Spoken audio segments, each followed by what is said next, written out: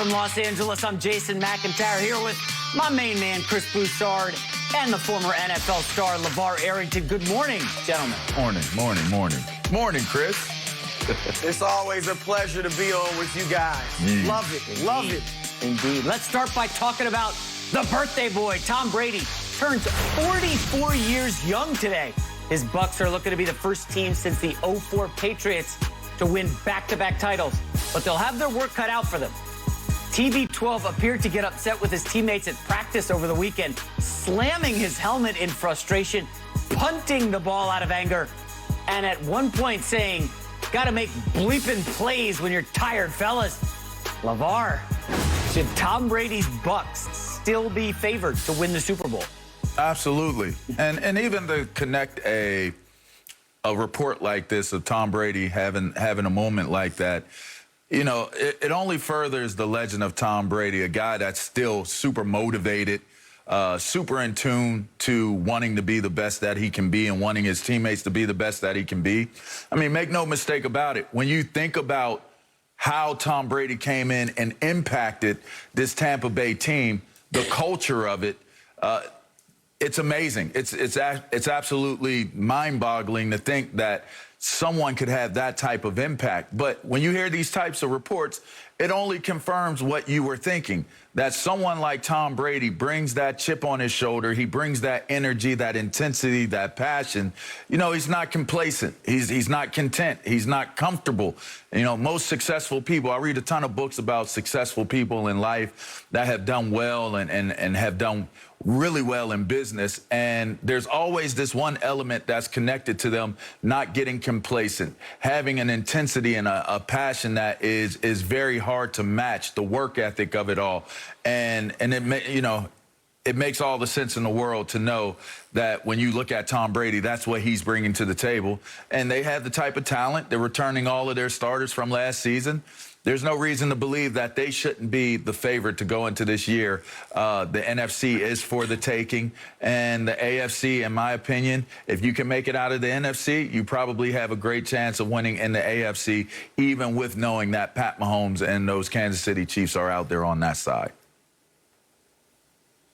I'm with LeVar 100%. I mean, they're definitely the favorites in the NFC. And I love what Tom Brady did with the kicking the ball and you know, snapping at his teammates and slamming his helmet. When you're on that football team and you see a 44-year-old guy who's won 7 Super Bowls, still with that type of passion, that type of drive, he's acting like a guy who's never won a ring and who's criticized on shows like this daily because he's never won. When you see that type of motivation, how in the world can you relax? How in the world can you rest on your laurels when you see this guy who's so accomplished, already known as the greatest player to ever play the game or the greatest quarterback? You can't relax. And so that puts everybody on edge and keeps everybody knowing, look, we got to go ahead and repeat. We always talk about getting complacent after winning a Super Bowl. Tom Brady is not going to let that happen to his team. And beyond that, you know, look, obviously he's got everybody's respect on the coaching staff, in the locker room, in the organization. But beyond that, what also enables Brady to do things like this and for it to be positively received is the fact that he's coachable. All right, he'll take criticism himself. We saw last year, everybody was talking about, wow, is Tom Brady, you know, he and Bruce Arians. I mean, Bruce Arians had the audacity to be critical of Tom Brady on a few of his passes. Brady didn't care. Brady was fine with it. Their relationship seems to be great. He's coachable. And when other players see that, when you go off like Brady did yesterday, they understand, look, he's not just the guy on the ivory tower yelling at us. He'll take it himself. And then beyond that, he's self-deprecating too.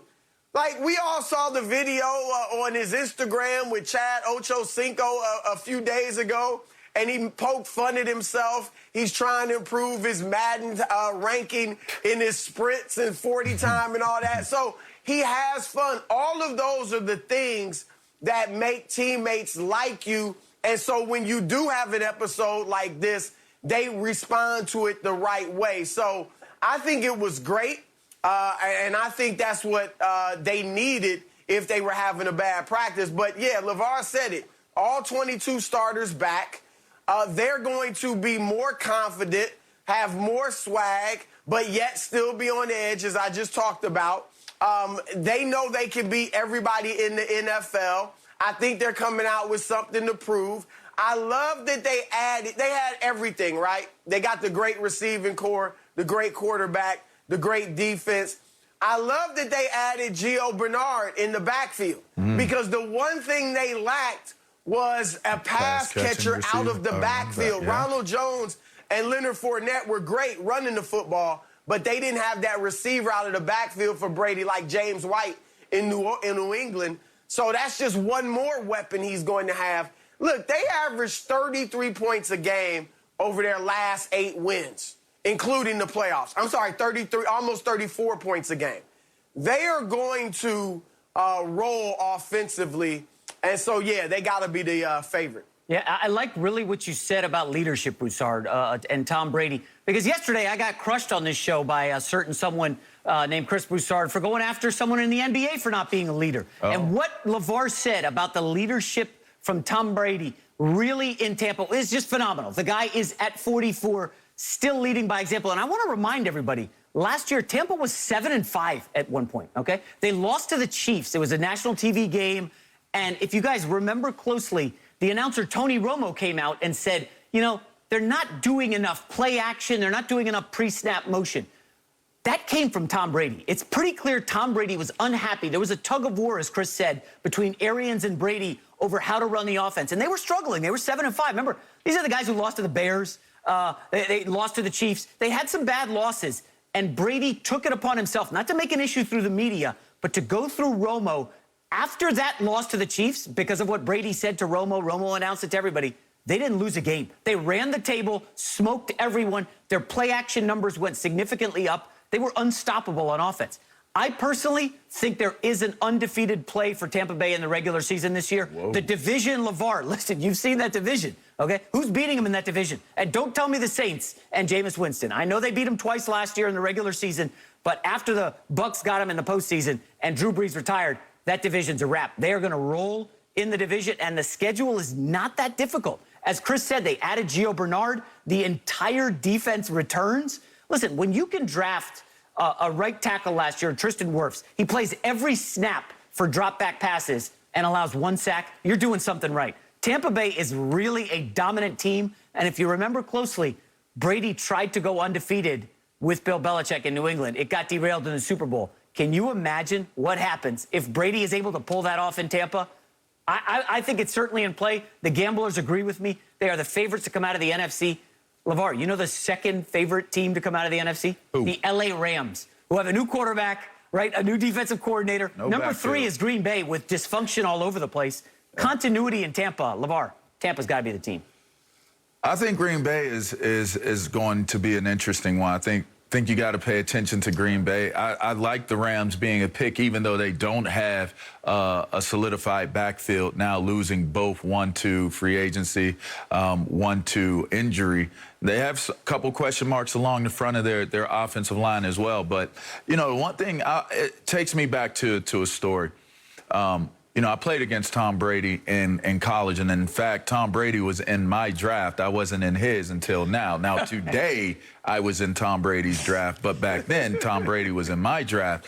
One thing I can recall about Tom Brady was when I saw him as a player, it was always an even-keel person. It was always somebody who had confidence in what their ability was and their ability to lead. I saw that in college. I didn't see it to the level that I saw it in the pros, but once I was around him in the pros, it was a different dude. His maturity level and his understanding of how this game works and what it takes to be a champion, it morphed and it evolved into something much more than any other athlete that well, I've been around and I've experienced spending time with. It's not a surprise. It's not an accident. It's not a mistake when somebody has success over and over and over and over again. So when you look at where Tom Brady is, you heard the comments not too long ago where he said, how do you keep this bleep over bringing me in? And it made a big stir, and everybody